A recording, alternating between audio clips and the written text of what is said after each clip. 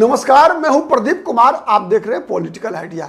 Political idea के आज के इस अंक में आप सभी दर्शकों का बहुत बहुत स्वागत है। मित्रों, आज हम बात करेंगे बिहार विधानसभा चुनाव के संदर्भ में कुशवाहा जाति की राजनीति की।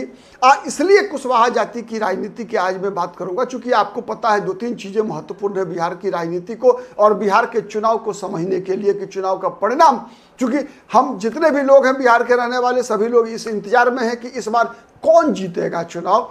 तो सबसे सवाल ये उठता है कि जिताएगा कौन, ये महत्वपूर्ण है।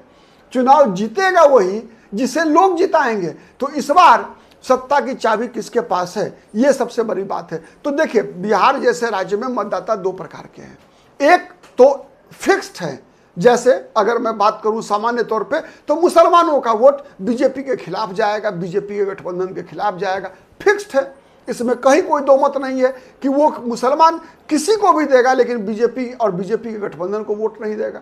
वैसे ही सवर्णों का वोट किसी को भी मिल सकता है, प्रशांत किशोर को मिल सकता है, बीजेपी को मिल सकता है, किसी और को मिल सकता है, लेकिन आरजेडी और आरजेडी के गठबंधन को नहीं मिलेगा, यह तय है। कुर्मी का वोट विधानसभा चुनाव में नीतीश कुमार के साथ जाएगा, इसकी गारंटी है लगभग। उसके बाद इस बात की गारंटी है कि जहां जहां मुसलमानों की आबादी लगभग 40% के आसपास है, वहां ध्रुवीकरण जातिगत नहीं होगा बल्कि धार्मिक ध्रुवीकरण होगा, यह बात भी तय है। और इसी का परिणाम हमने देखा, चाहे वो विधानसभा का चुनाव रहा हो 2020 का, चाहे वो 2024 का लोकसभा का चुनाव हो, चाहे वो 2019 का लोकसभा चुनाव हो, चाहे वो 2014 का लोकसभा का चुनाव हो। आप परिणाम निकाल कर देखिए, जहां जहां मुसलमानों की आबादी 40% और उससे ऊपर है, वहां ध्रुवीकरण जाति पर नहीं होता, धार्मिक ध्रुवीकरण होता है। और उसमें यादव जाति के लोग भी बीजेपी को वोट करते हैं, दलित समाज के लोग भी बीजेपी को वोट करते हैं। वहां पर कोई जातीय ध्रुवीकरण नहीं होता, धार्मिक ध्रुवीकरण होता है, यह बात सच है। लेकिन जहां कहीं भी मुसलमानों की आबादी 20-25% से कम है, विशेष रूप से अगर हम एरिया वाइज, क्षेत्र वाइज बात करें तो बिहार में 9 प्रमंडल हैं। 9 प्रमंडल में अगर मुस्लिम बहुल, जहां पर मुसलमानों की आबादी लगभग 30% और उससे ऊपर है, तो वैसे प्रमंडल में आप गिन लीजिए सबसे ज्यादा मुस्लिम आबादी वाला प्रमंडल कौन सा है? पूर्णिया प्रमंडल है। सीमांचल के 4 जिले हैं, अररिया, पूर्णिया, कटिहार, किशनगंज। वहां देखिए, वहां आप प्रायः धार्मिक ध्रुवीकरण होता है। उसके बाद आइए, मुसलमानों की आबादी सबसे ज्यादा है दरभंगा प्रमंडल में, दरभंगा, मधुबनी जैसे जिलों में। फिर चंपारण चले जाइए आप, पूर्वी चंपारण और पश्चिमी चंपारण, तो यहां क्या होता है? यहां भी लगभग प्रायः धार्मिक ध्रुवीकरण होता है, जाति का ध्रुवीकरण कम होता है, धार्मिक ध्रुवीकरण बड़ा होता है। लेकिन जहां मुसलमानों की आबादी 15% से नीचे है, वहां पर तगड़ा जातिगत ध्रुवीकरण होता है। और बिहार के चुनाव के परिणाम को अगर देखेंगे तो ये जो मैंने बताया, जो फिक्स्ड है, ठीक है, धार्मिक ध्रुवीकरण होना फिक्स्ड है। ये कि सवर्णों का वोट आरजेडी के खिलाफ जाएगा, फिक्स्ड है। मुसलमानों का वोट बीजेपी के खिलाफ जाएगा, फिक्स्ड है। लेकिन जो वोटर फ्लोटिंग है, फ्लोटिंग मतलब 2 तरह के फ्लोटिंग है।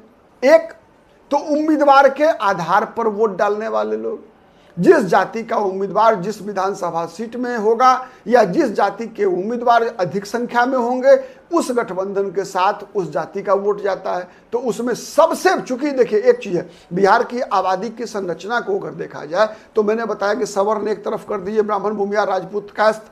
उसके बाद पिछड़ी जातियों में सबसे बड़ी आबादी किसकी है? यादव जाति का। यादव जाति, मैंने कहा कि प्रायः जहां मुसलमान 40% से कम है, वहां यादव आरजेडी का वोटर है। दूसरे नंबर पर आता है कुशवाहा समाज। कुशवाहा समाज के अंदर एक बात तो है कि लगातार कुशवाहा के अंदर ये बातें चल रही है कि भाई यादव बिहार में 15 साल तक मुख्यमंत्री रहे, नीतीश कुमार 20 साल से मुख्यमंत्री है। कुशवाहा संख्या बल में यादव के बाद दूसरी सबसे बड़ी जाति है पिछड़े वर्गों में, लेकिन कुशवाहा का अब तक कोई मुख्यमंत्री नहीं हुआ। एक मुख्यमंत्री बने थे सतीश प्रसाद सिंह, 5 दिन के लिए केवल बीपी मंडल ने इस्तेमाल किया था उनको, खुद मुख्यमंत्री बनाने के लिए सतीश प्रसाद सिंह का इस्तेमाल किया था। ठीक है, तो ये बात कुशवाहा समाज के दिमाग में है। तो लेकिन दिक्कत यह है कि कुशवाहा समाज अब तक अपने किसी नेता के साथ मजबूती से खड़ा नहीं रहा है। जिस प्रकार से यादव समाज लालू यादव के साथ खड़ा है कि उम्मीदवार माने लालू यादव आरजेडी का उम्मीदवार किसी भी जाति का हो, यादव जाति के लोग उसको वोट डालते हैं। किसी भी जाति का हो, कुर्मी जाति माने जिस इधर नीतीश उधर उम्मीदवार किसी भी जाति का हो, कुर्मी जाति के लोग उसी को वोट देते हैं। पासवान, जिधर चिराग पासवान उधर ही पासवान जाति का वोट जाता है। तो ये चीजें अब तक कुशवाहा में नहीं है कि कुशवाहा उपेंद्र कुशवाहा के नाम पर या सम्राट चौधरी के नाम पर एकजुट हो, ऐसी स्थिति नहीं है। लेकिन कुशवाहा फ्लोटिंग वोटर है। ये तो आप अगर देखिए कि देखिए पिछले विधानसभा चुनाव या लोकसभा चुनाव की अगर हम बात करें तो विशेषकर विधानसभा चुनाव की, लोकसभा चुनाव में थोड़े मुद्दे अलग बदल जाते हैं। वहां ध्रुवीकरण धार्मिक ज्यादा होता है नरेंद्र मोदी के आने के बाद। लेकिन विधानसभा चुनाव की बात करें तो पिछला विधानसभा चुनाव 2020 में 3 प्रमंडल ऐसे थे, पटना, मगध और सारण प्रमंडल। इन प्रमंडल में देखिए महागठबंधन को बढ़त मिला था, और उस बढ़त मिलने का एक बड़ा कारण यह था कि कुशवाहा जाति के लोग ने एनडीए का साथ छोड़कर महागठबंधन का साथ देना स्वीकार किया। उसके कारण भी थे कि महागठबंधन के तरफ से कुशवाहा जाति से उम्मीदवारों की संख्या बढ़ाई गई थी। अगर हम लोकसभा चुनाव की बात करें तो देखिए माने ये जो इलाका है मगध और शाहाबाद का, उसमें कुशवाहा जाति से सीपीआई-एमएल के राजाराम सिंह कुशवाहा लोकसभा का चुनाव लड़ रहे थे। आरजेडी से अभय कुशवाहा औरंगाबाद चुनाव लड़ रहे थे। श्रवण कुशवाहा नवादा से चुनाव लड़ रहे थे। उसका मुंगेर में अशोक महतो फैक्टर, ये भी कुशवाहा समाज के वोट को प्रभावित करने में काफी हद तक सफल रहा। तो अगर 2024 के लोकसभा चुनाव में इन क्षेत्रों में जहां एनडीए को घाटा हुआ उसमें सबसे बड़ी भूमिका थी कुशवाहा समाज का। उपेंद्र कुशवाहा की हार हो गई।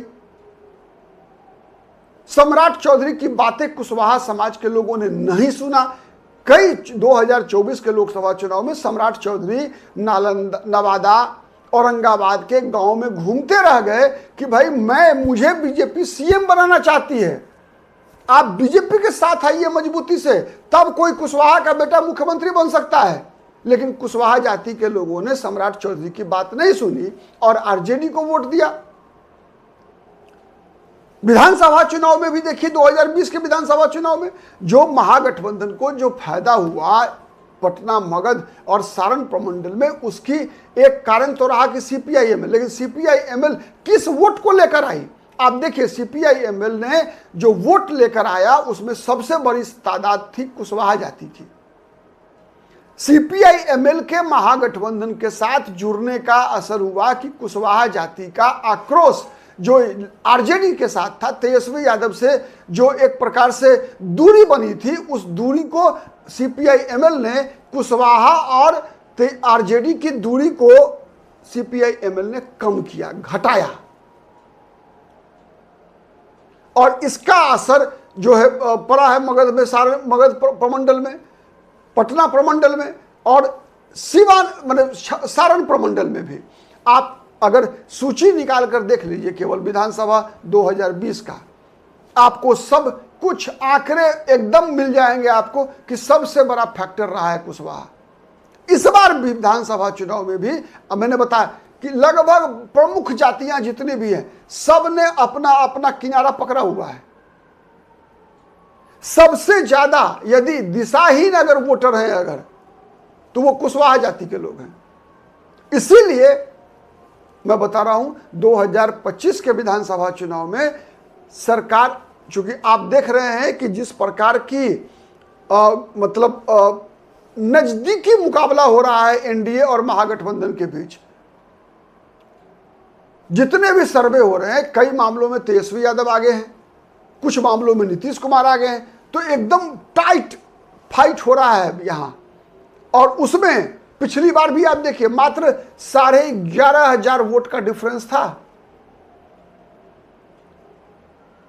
तो सत्ता की चाबी और कुशवाहा की संख्या आप देखिए, कुशवाहा जाति एक ऐसी जाति है जिसकी आबादी कुर्मी जाति की तुलना में कम से कम दुगुनी आबादी है। कुर्मी जाति सेंट्रलाइज्ड है, मगध मध्य बिहार में आप कह सकते हैं, या फिर पूर्वी बिहार में। लेकिन कुशवाहा जाति सीमांचल में भी मिलेगा आपको। सीतामढ़ी शिवहर के इलाके में भी कुशवाहा जाति की अच्छी खासी आबादी है।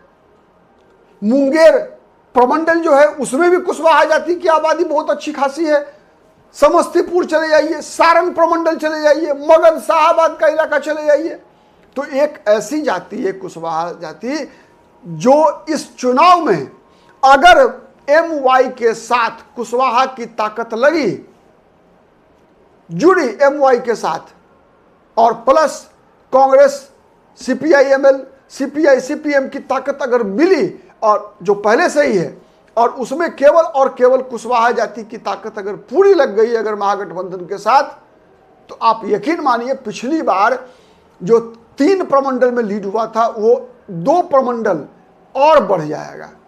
एक तो सबसे पहले तिरहुत में कुशवाहा जाति की जो आबादी है वो परिणाम को प्रभावित करेगा। इसका मतलब क्या होगा? इसका मतलब होगा कि वैशाली, मुजफ्फरपुर, सीतामढ़ी, शिवहर और दोनों चंपारण, पूर्वी और पश्चिमी चंपारण, ये इलाका यदि कुशवाहा जाति के असर से अगर महागठबंधन के तरफ झुकी और मगध, पटना और सारण पिछला प्रदर्शन को दोहरा दिया, तो आप तय मानिए कि बिहार में तेजस्वी यादव की अगली सरकार बनना तय है। लेकिन यदि कुशवाहा ने RJD महागठबंधन का साथ नहीं दिया, NDA के साथ गए, उपेंद्र कुशवाहा के कारण, सम्राट चौधरी के कारण, या फिर नीतीश कुमार का लवकुश समीकरण काम कर गया, तो फिर तेजस्वी यादव कितना भी कुछ कर लें, बिहार की सत्ता उनके हाथ नहीं आने वाली है। नीतीश कुमार अपराजय हैं, नीतीश कुमार को कोई हरा नहीं सकता है बिहार की राजनीति में।